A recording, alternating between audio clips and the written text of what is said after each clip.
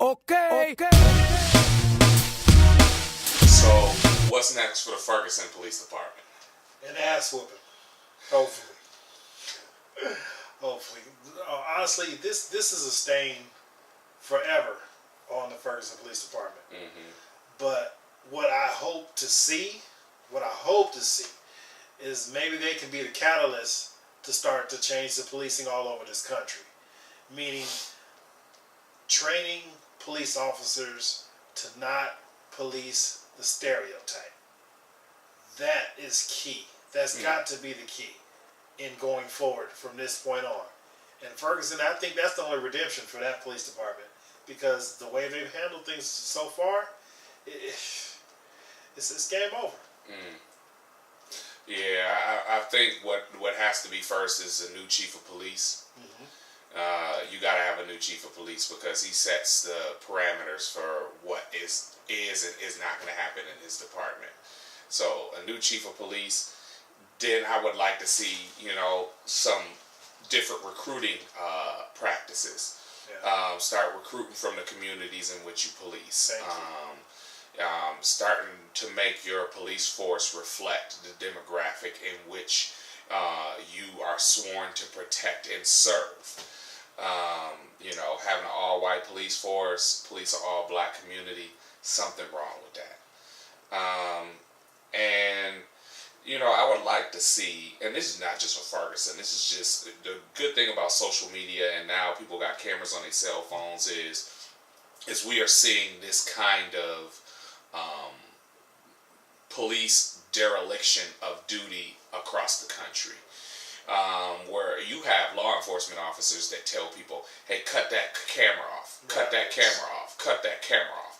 When as a citizen, you have a right to observe law enforcement doing and performing their duties. They don't have a right to tell you not to film them, Right. But you see them do that. I would like to see something, happen nationwide to where, that's an automatic forfeit of your pension and your job if you do that. Mm-hmm. Telling citizens to do stuff that they can't do. I also want to see nationwide law enforcement wear cameras on their person. If you are doing your job the way you're supposed to be doing your job, having a camera will actually vindicate you. It'll prove that you're doing exactly what you say you're doing. And if you're not, then you shouldn't be wearing a uniform and a badge anyway, because you're disgracing what it's supposed to represent. And then finally, like you said, schedule meetings with local leaders. If you go do some sort of community policing, you got to know what the community want. If you ain't talking to them, how can you help them, right? So, for me, that's what I would like to see. That is. But okay, so obviously the answer to this is yes, but I got to ask anyway, do you think Ferguson has a problem? I think Ferguson is the current view of a problem that's nationwide. Got you. Okay? There's just the one who's currently in the picture. Mm-hmm. Hey, we got a problem in Oakland. We got a problem in LA. We got a problem in every major city in this country. This is nothing new. This is just Ferguson is in the limelight. Is the story of the hour. I think Ferguson does have a problem because, if you check to see how many African American males they've killed in like the past 10 months, the numbers are really high. And then you have some contradictions in the officers' stories and what happened. You had this guy, Mr. Powell, who had a mental disorder. But they said when they killed him, they shot him, 11 times? They said he was lunging at them with a huge knife to kill them, and that's why they shot him. They was afraid for their life. It wasn't until video footage that somebody had of the whole situation came out that those same officers then changed their testimony. They changed what they said actually happened. So I think that, they do have a problem, because then you have law enforcement officers that's supposed to embody the word integrity.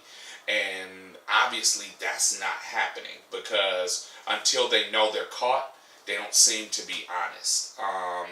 But again, that's a story that's been repeated throughout major cities in the country.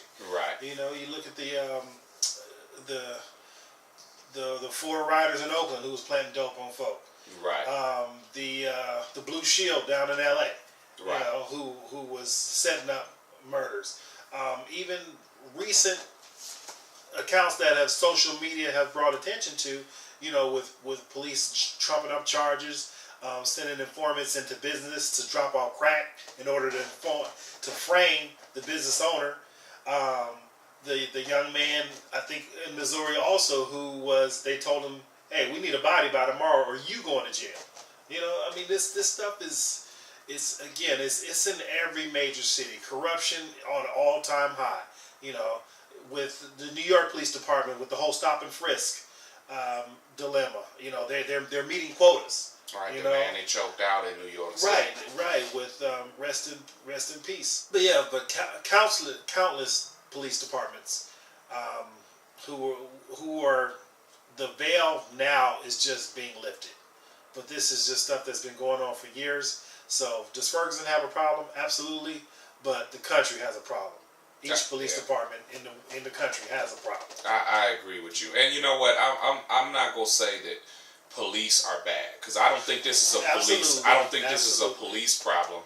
What I do think is this is a problem that is cultural, that has existed in this country too long and has been allowed to hide in atmospheres and hide behind badges. There are a lot of good law enforcement officers out there. There are a lot of good law enforcement officers with integrity and that really embody the shield the way it's supposed to be embodied. Unfortunately, there is a culture that exists within law enforcement that seems to be globally, or for at least from a nationwide perspective, it seems to be consistent.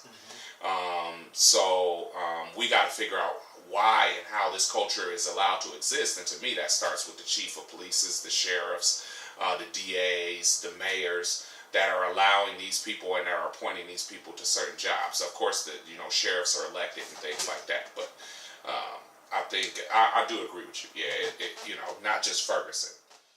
All right. So with all this being said, what should we be focused on now? I think the focus stays the same, which is getting an indictment for Officer Darren Wilson. That has to stay the same. We got to bring the Justice Department in and continue to move forward on this one particular subject. Let's get this done.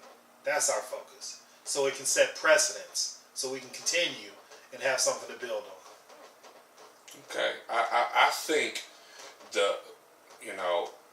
even if you get an indictment on Officer Wilson and you're able to get him to court, and even if you're able to find him guilty, I don't know if it's necessarily going to change or impact the problem. It's going to give some people some moments to feel some senses of justice. But I think we got to look at the focus really needs to be putting the pressure on changing the Missouri state policy for law enforcement. You need to clearly be able to show how and why there was an escalation of force from, hi, I'm here, what are you doing here, to you're dead. I mean, they got guys that were killed in the state of Missouri that literally, 3 minutes or 9 minutes after the cop arrives, the person is dead. And I don't have to explain or describe how it escalated from I'm officer such and such to you're dead on the ground. I think that absolutely has to change, and that's where the pressure needs to be put on, because you can't operate with impunity. You just can't be allowed to do that. Police practices, the way they're able to profile the way that they do. I think that needs to be the focus, because even if you get Officer Darren Wilson, I mean, there might be 200 more of them on that police force, and now you're looking at 200 more potential Michael Browns or whoever else. I think there needs to be more transparency They need to focus on making sure there's more transparency in law enforcement. The chief of police should not be allowed to hide an officer's name after there's a shooting of an unarmed teen in the middle of the street and hide it from the media, hide it from the public. He should not be allowed to do that. He shouldn't be allowed to wait days before he releases this man's name. Weeks, actually a week. He shouldn't be allowed to do that. And you know, I think if you focus on those things, focus on hitting the top, the policies, the chief, everything else underneath it is trickling, because that's where the umbrella protection comes from. You know, so you know that's just, you know, that those are my little crumbs. I think that right now, while the iron is hot and while you got the media's attention, focus the attention on those people. Let's make it hot for them, because we know pressure breaks a pipe. Absolutely. Yeah. Absolutely. Good point. Yeah. So okay. So how do we solve this problem? You've heard me say this, and I'm going to continue to say it, because this is where I stand on it. Okay? We solve this problem the same way we solve a lot of the problems that exist within our community in this country. We solve it with the dollar. Plain and simple. Okay? If you live in a capitalistic society, then you got to speak the language of capitalism. And that language is money, is the dollar. Okay? We, as a people, have $1 trillion spending power. That's a lot. Okay? Gone is the day where Mercedes-Benz, BMW, Range Rover, and clothing companies who do not do anything for our community get our dollar. Those dollars have to be recycled and invested in order to buy, on the first level, the politicians that we're going to put in office to start to make the change that we need to make. Plain and simple. That's how we solve the problem. If we're not talking money, we're not talking. We can march until our feet fall off. Okay? We can talk until our lips fall off. Until that money gets spent in those places, then we'll continue to just be victims of circumstance under the one percenters. Because honestly, the police force is catered to the 1% population in this country. They are mobilized to protect all of what they have. So, be the 1% or be enslaved. That's how we solve it. So, I mean, can you go into some specifics about when you say the dollar? Like, what exactly are you telling people to do? Are you telling people to only spend in the African American community? Because if that's what you're saying, it's very important that we don't burn down our black businesses when we get pissed off. You know, one of the things that we got to kind of look at. So, like, what exactly are you saying? And we have to create them too. I guarantee you, every business that was burned down during this riot ain't black owned. True. Again, all the beauty supply stores was not black owned. Okay, and the fast food restaurants and the liquor stores that we burned down, I'm sure weren't black owned. That's not disrespecting the business owners and entrepreneurs who have those businesses. But I'm saying, when I speak about the dollar, creating our businesses in order to support, that's one. But honestly, just with your paycheck, it has to go into investment. It has to go into things that are wealth building. So therefore, you have the money to control the vote in these big corporations, and again in these politicians. Because when they come, when they at the dinner, the $5,000 plate dinner, that's who they're making the decisions for. Right. And if you don't have that $5,000 to be at that dinner to buy that plate, they're not talking to you. That's where I'm saying where the dollar has to be controlled. Where you are paying the contributions the campaign fees to these people who we're electing in office so they can truly be accountable to you. Not coming to shake your hand and saying thank you for your vote. And then going and doing what the lobbyists and the big donors who are paying them, that's who they work for. That has to be us. Well, what do you say to the people who, they're like, look, man, I barely make enough in my paycheck to be able to live. I'm living from week to week off my paycheck. How do their dollars impact exactly what you're saying? Like, what can they do for those people that's sitting out there saying, I ain't making enough to buy no politician? Like, what can I do? I'm going to tell you that change your mind, change your thinking, and you change your life. You do make enough, okay? Because again, it's not your $1, it's our $2, it's our $3, it's our collective effort that starts to make that change, okay? You make enough to put aside, again, you are wearing a billionaire. You go and support a billionaire every time you pay that cable bill. You in every area of your life that you're spending money on, you are supporting the politician that's making the rule over you.